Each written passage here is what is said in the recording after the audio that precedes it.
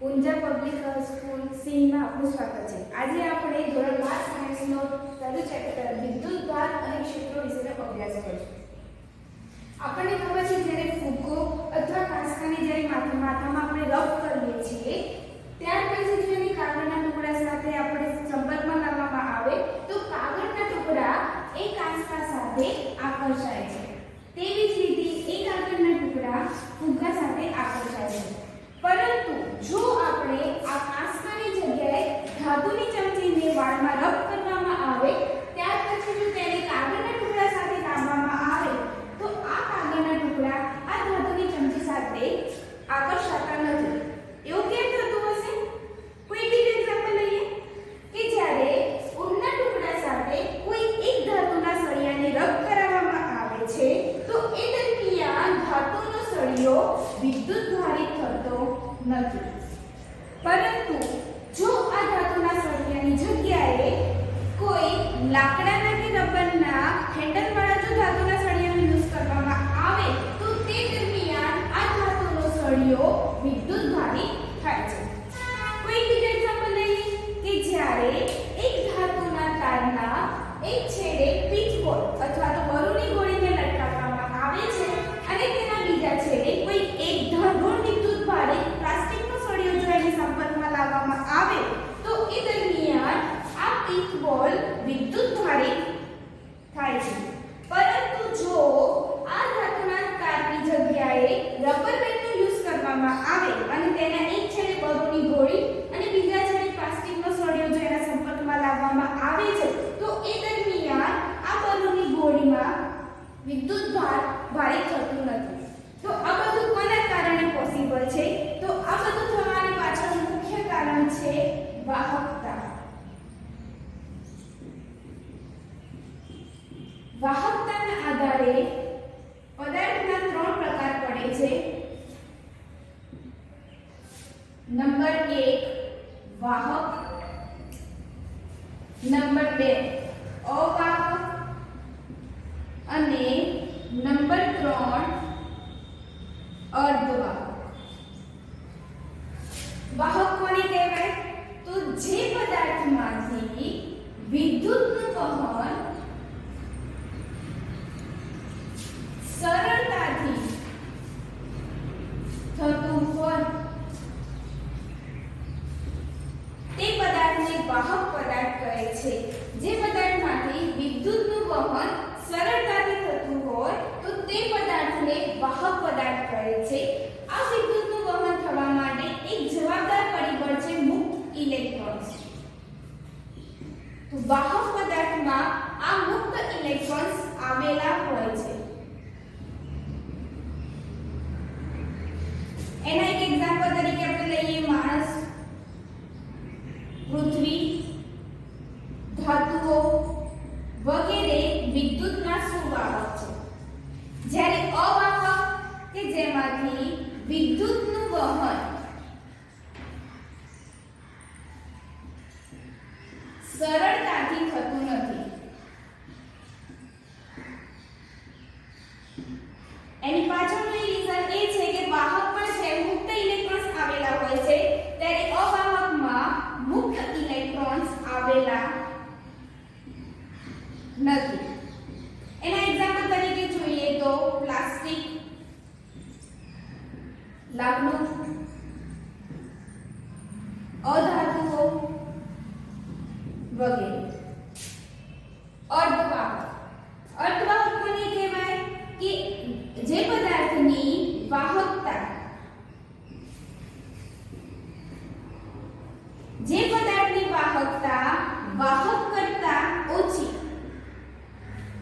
વાહક કરતા ઓછી પરંતુ અવાહક કરતા વધારે હોય તેને અર્ધવાહક કહે છે। એનું એક્ઝામ્પલ છે સિલિકોન, જર્મેનિયમ વગેરે। તો વાહક પદાર્થ કોને કહેવાય? તો જે પદાર્થમાંથી વિદ્યુતનું વહન સરળતાથી થતું હોય તેને વાહક પદાર્થ કહે છે। વિદ્યુતનું વહન થવા માટેના મુખ્ય કારણ છે મુક્ત ઇલેક્ટ્રોન્સ। તો વાહક પદાર્થમાં મુક્ત ઇલેક્ટ્રોન્સ આવેલા હોય છે જેના કારણે તેમાંથી વિદ્યુત પ્રવાહનું વહન થઈ શકે છે। એના એક્ઝામ્પલ તરીકે લઈએ કે માણસ પણ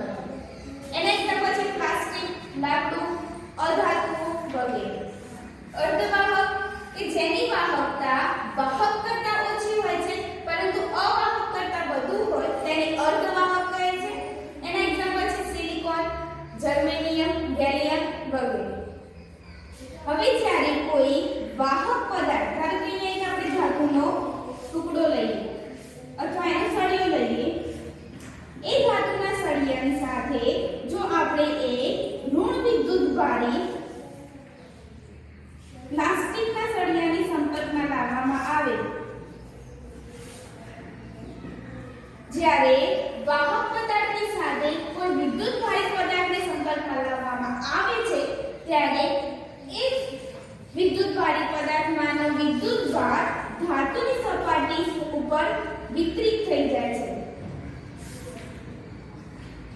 પરંતુ જો આ પ્લાસ્ટિકના સળિયાની નજીક એક લાકડાનો ટુકડો લાવવામાં આવે,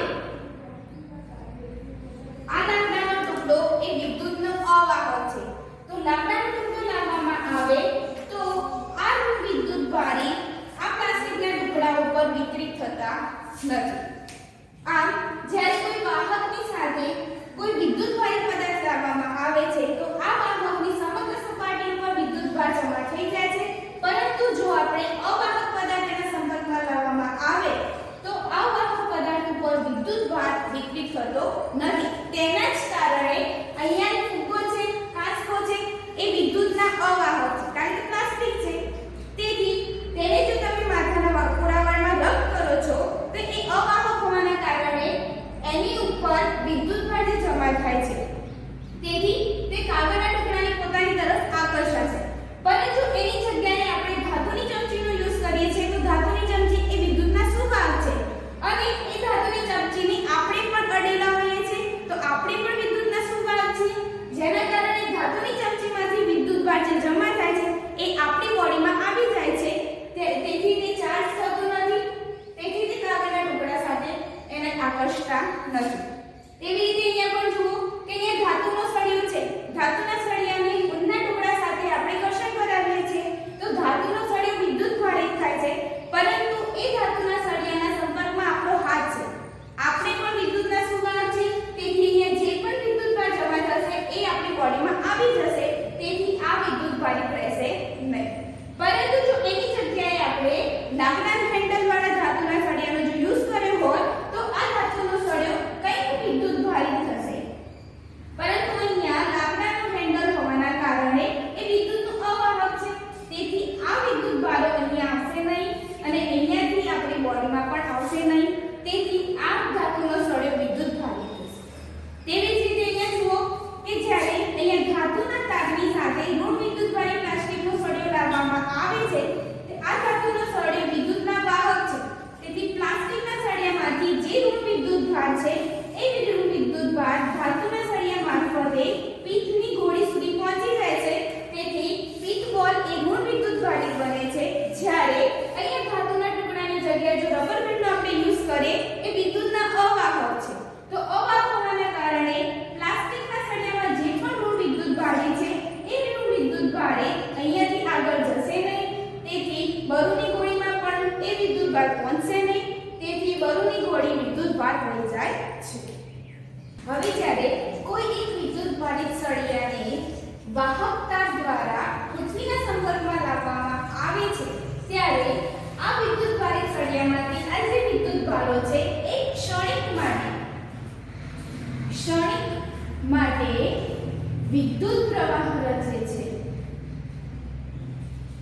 અને જે ક્ષણિક માટે વિદ્યુત પ્રવાહ રચે છે એ વિદ્યુત પ્રવાહ આ વાહક તાર મારફતે પૃથ્વીમાં જતો રહે છે. આ વિદ્યુત ભારની પૃથ્વી સુધીની વહેંચણીને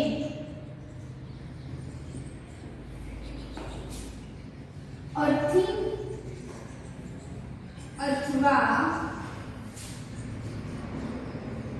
ગ્રાઉન્ડિંગ કહે કે જ્યારે કોઈ વિદ્યુતભારિત પદાર્થ હોય એ વિદ્યુતભારિત પદાર્થને કોઈ વાહક તાર મારફતે પૃથ્વીના સંપર્કમાં લાવવામાં આવે છે ત્યારે આ વિદ્યુતભારો ક્ષણિકભર માટે વિદ્યુત પ્રવાહ રચીને તે પૃથ્વીમાં જતા રહે છે. આ વિદ્યુતભારની પૃથ્વી સુધી વહેંચણીને અર્થિંગ અથવા તો ગ્રાઉન્ડિંગ કહે છે. અર્થિંગ અથવા ગ્રાઉન્ડિંગ લેવા માટે એક જમીનમાં ઊંડે સુધી ખાડો કરવામાં આવે છે. એ ખાડામાં એક ધાતુની પ્લેટને ફિક્સ કરવામાં આવે છે. આ ધાતુની પ્લેટ સાથે વાહક તાર જોઈન્ટ કરીને એ વાહક તારને આપણી ઘરમાં મેઇન સ્વિચમાં આપવામાં આવે છે. આ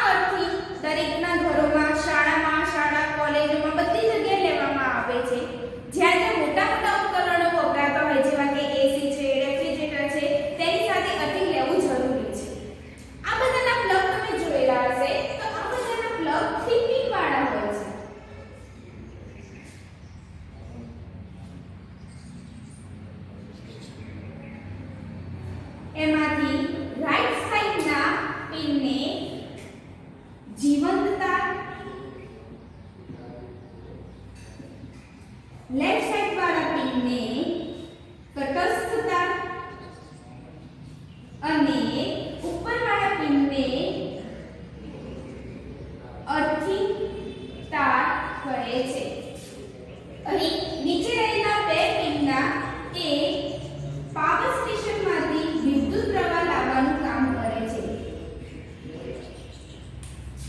જ્યારે આ અર્થિંગ તારને તમારા ઘરની બહાર અર્થિંગ કરેલું હોય છે તેની સાથે જોઈન્ટ કરવામાં આવે છે. આમ કરવાનું કારણ એ છે કે જ્યારે આ પ્લગની અંદર કોઈ ભંગાણ સર્જાય અથવા તો આ જીવંત તારમાંથી કોઈ પ્રવાહ લીકેજ થાય એ દરમિયાન કોઈ માણસ તેને અટકે તો એનામાં કરંટ આવી જવાની શક્યતા રહે છે. તો જો આપણે અર્થિંગ લીધેલું હશે તો એ દરમિયાન જે પણ લીકેજ પ્રવાહ થાય છે એ પ્રવાહ અર્થિંગ તાર મારફતે ઘરની બહાર રાખેલા પ્લેટમાં એટલે કે પૃથ્વીમાં જતો રહે છે અને માણસને શોક લાગવાની સંભાવના રહેતી નથી. હવે સ્થિત વિદ્યુત પ્રેરણ કોને કહેવાય? સ્થિત વિદ્યુત પ્રેરણ તો જ્યારે વિદ્યુત ભાર રહિત કોઈ વાહક પદાર્થની સાથે વિદ્યુત ભારિત પદાર્થને લાવવામાં આવે છે ત્યારે તે વિદ્યુત ભાર રહિત વાહક પદાર્થ વિદ્યુત ભારિત થાય છે તો તે ઘટનાને વિદ્યુત પ્રેરણ કહે છે. એટલે કે ધારો કે કોઈ એક વાહક તાર છે, એ વાહક તાર હાલ વિદ્યુત ભારિત નથી, પરંતુ જો એની સાથે કોઈ ધન વિદ્યુત ભારિત કાચના સળિયાને લાવવામાં આવે, ધન વિદ્યુત ભારિત કાચના સળિયાને લાવવામાં આવે છે ત્યારે તે દરમિયાન તે વાહક તાર પણ ધન વિદ્યુત ભારિત જ થશે. તો આ જે ઘટના બની એ ઘટનાને વિદ્યુત પ્રેરણ કહે છે. અને અહીંયા જે પણ વિદ્યુત પ્રવાહ વિદ્યુત ભાર જમા થાય છે એ બધા સ્થિર રહે છે, તેથી તેને સ્થિર વિદ્યુત પ્રવાહ કહે છે. કોઈ પણ પદાર્થને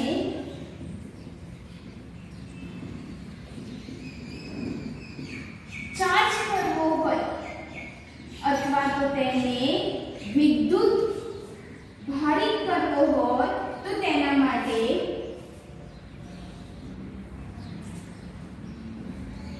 બે રીતો છે. નંબર 1 સંપર્ક દ્વારા અને નંબર 2 સંપર્ક વગર. તો સંપર્ક દ્વારામાં પણ બે રીતો છે. નંબર 1 બાય ફ્રિક્શન એટલે કે ઘર્ષણ દ્વારા અને બાય કન્ડક્શન